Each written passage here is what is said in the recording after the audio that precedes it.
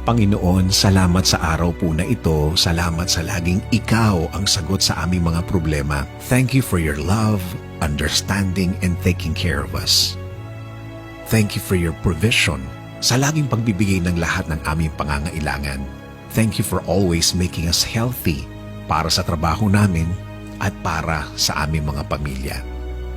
Panginoon, we are in the middle of stress. Nasa sitwasyong hindi na naman namin alam kung ano ang iisipin at ano ang aming gagawin. Panginoon, alam po namin na alam mo kung ano ang nararamdaman namin ngayon. Alam po namin na alam mo kung ano ang kinakaharap naming problema. Alam mo kung nasaan kami ngayon. Kami ngayon, Lord, ay pagod na.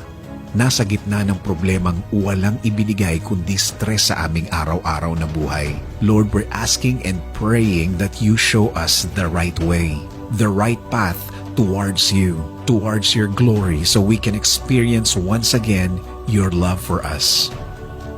Alam po namin na kaya kami andito ngayon dahil nabawasan po ang aming pagtitiwala sa presensya niyo.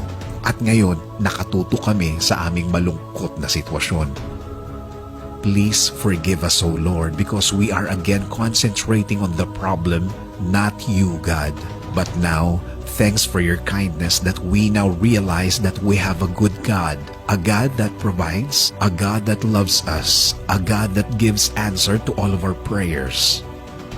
Ngayon, Panginoon, mas titingin kami sa laki ng inyong kabaitan kaysa sa laki ng aming problema. Mas titingin kami sa mga ibinigay mo kaysa sa titingin kami ng wala sa amin.